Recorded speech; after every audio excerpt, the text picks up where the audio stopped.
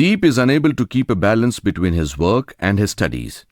He is very stressed and he cannot concentrate on his personality grooming class due to heavy workload. He seeks help from Swami Vivekanand, goes to him, and a visibly upset Deep sits down at a rock nearby Swamiji's mutt. What happened, Deep? Why are you sitting here alone? You go to some classes around this time, no? Yes, but I am very disturbed.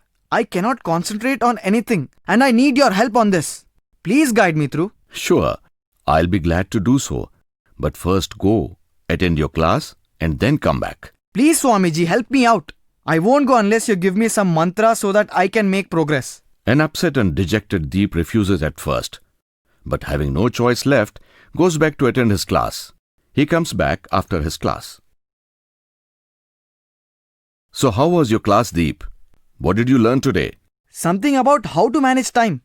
This is what my problem is, and this is what I have been taught at class. To be able to handle time available to you effectively, you should go one by one.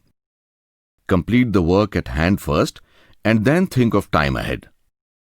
That's why I sent you back to your class. I wanted you to understand how important it is to do a scheduled work on time. Swami Vivekanand preaches what he believes in to his disciples. He gets an invitation to speak on religion from the American Religious Society and many other countries and decides to take along his disciples so that they do not miss on any important subject he speaks on and to complete their training on time. Why do you want to take around your disciples? You can teach them when you return.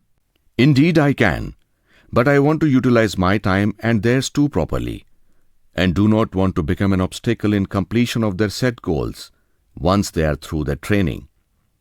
If they come along with me, I will be teaching them in my free time and they can follow the discourses at other times. Time is a precious factor. Even an hour of teachings would be great. Maybe during early mornings or during flights. But how will you prepare for the guest lectures? That's easy. The more I'm able to clear my students' doubts, the more confident I become to answer the assembly's questions. Time never stops for anyone, so we have to utilize it to the maximum. Even if I devote little time once a day or even once a week, it will take my disciples closer to their goal. But how do I do it? I go to work, I study so that I can earn a good living in future, and on my return, I help in household work sometimes. And this way, neither I am able to do my work properly nor studies. I don't get proper rest even. Setting your priorities right. Track your daily activities and locating your time wastage areas will set you in the right direction.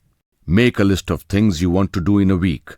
At the end of a day, find out how much of your listed things have you completed, and at the end of a week, evaluate yourself. I don't even go to play like my other friends. Still nothing works out the way I want. Don't skip out on sporting activities. Just allot it a proper time.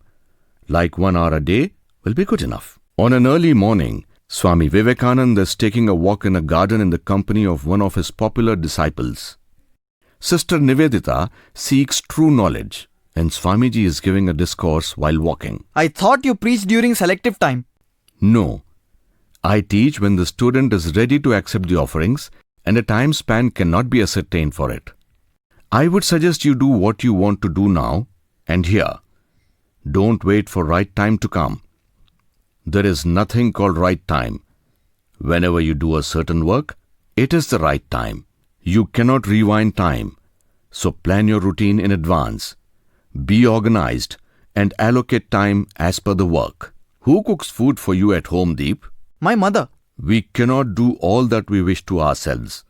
So it is always good to delegate work that are low in your priority list to people who can handle it.